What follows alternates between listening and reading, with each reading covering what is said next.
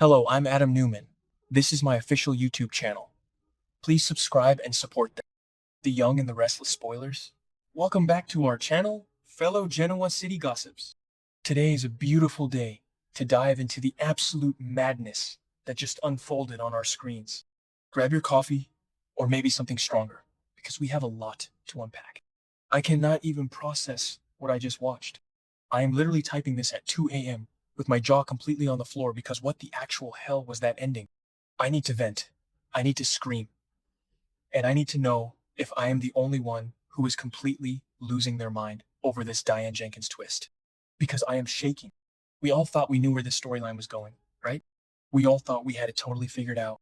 But no, the writers just pulled the rug out from under us in the most sick, twisted, and frankly brilliant way possible. I mean, Victor Newman? Really? Victor? Wait, I'm getting ahead of myself. Let me breathe. Okay, back to the point. But seriously, can we talk about this misdirection? For weeks, we have been watching Jack Abbott lose his absolute mind. He has been pacing around the Abbott mansion, tearing his hair out because his precious wife vanished into thin air. And what did we all assume? What was the entire fandom screaming on the message boards and in the group chats? Patty Williams. Because of course it was Patty. I've been watching since 2015. And anytime a woman goes missing near Jack, Patty's unhinged energy is usually the culprit. She literally poisoned Summer years ago. She has the track record. We all bought into the misdirection. Hook, line, and sinker. We watched Patty bat her eyelashes and swear she had nothing to do with Diane leaving. We watched Jack spiral into a paranoid mess, convinced Patty had chopped Diane up or locked her in a basement somewhere. And the whole time, it wasn't Patty. It was the mustache. It was Victor Newman. I am sorry, but this is next level villainy, even for him. Let's really break down that final scene, because the cinematography, the acting, the sheer psychological horror of it all deserves an Emmy, or at least a massive therapy bill for all of us watching. We cut from the usual bright lights and luxury of Genoa City to this pitch black, suffocating, windowless room. The camera angles were so tight, so claustrophobic. You could practically feel the dampness in the air and the cold radiating off the floor. And then we hear the sobbing.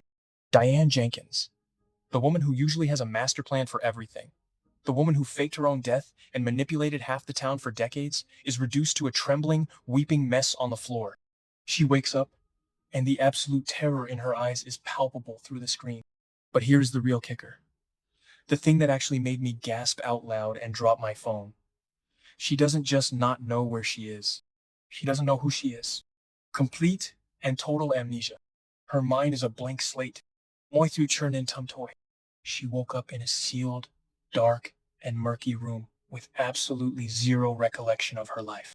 I mean, can you even imagine the psychological torture of that?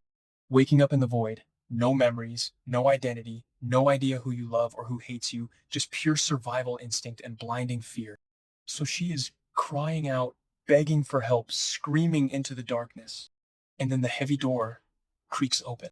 The lighting shifts, casting this terrifying, long shadow across the floor. A man steps in, but he's not just a man. He is wearing a mask. A literal, nightmare-inducing mask. I was sitting on my couch screaming at the TV. Who is it? Is it Matt Clark? Is it some new psycho? Because a masked kidnapper is usually reserved for the really deranged serial killer storylines on this show. Diane is shrinking back against the cold wall, absolutely paralyzed with fear, looking up at this imposing, terrifying figure.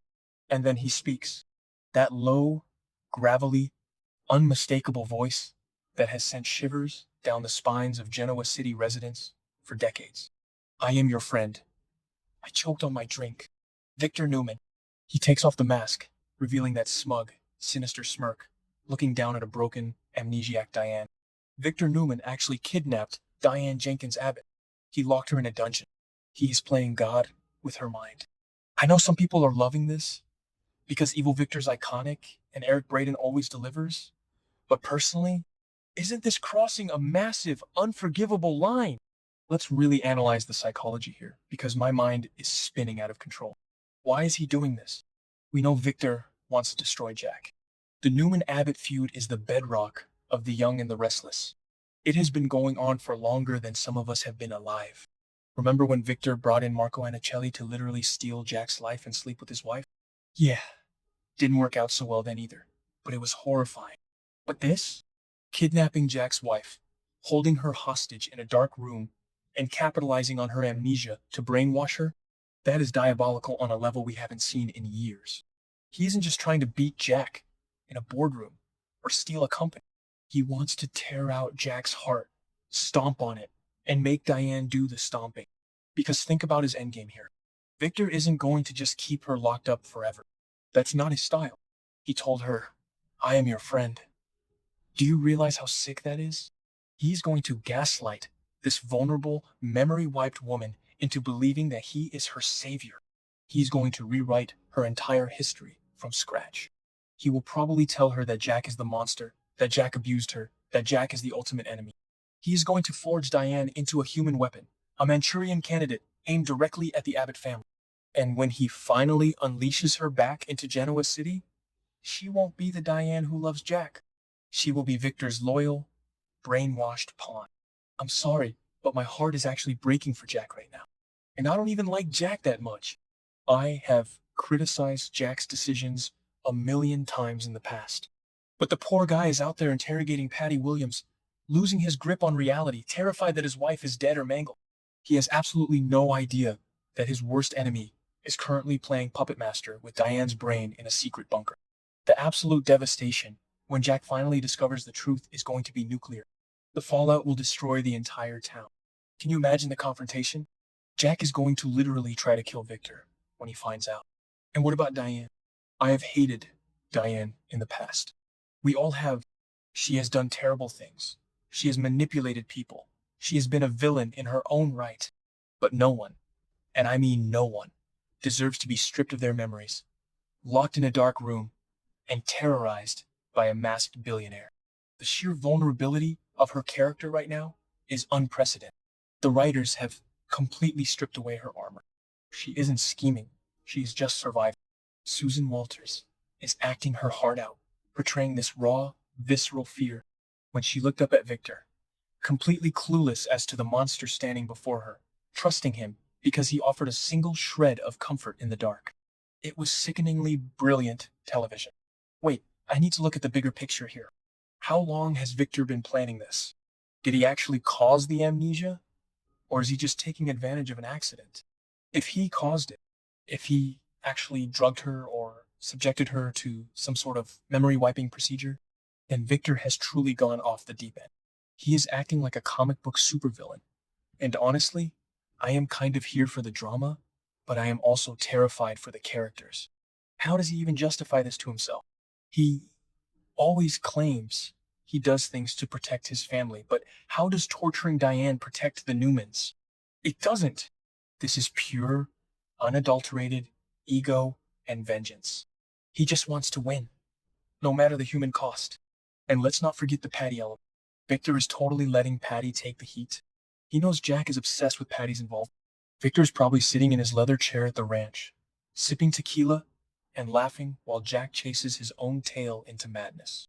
It is a master class in manipulation. But you know what? Victor's plans always have a flaw. Always. Someone is going to figure this out. Maybe Adam? Adam is already snooping around, dealing with the Matt Clark mess at the ranch. If Adam finds out his father is keeping a woman locked in a dungeon, even Adam might draw the line. Or maybe Nikki? Nikki is suffering from these terrible headaches. Maybe she wanders into the wrong part of the property and finds Diane. I am dreading the moment Diane's memories start to bleed through. Because you know they will. It always happens in these soap amnesia plots.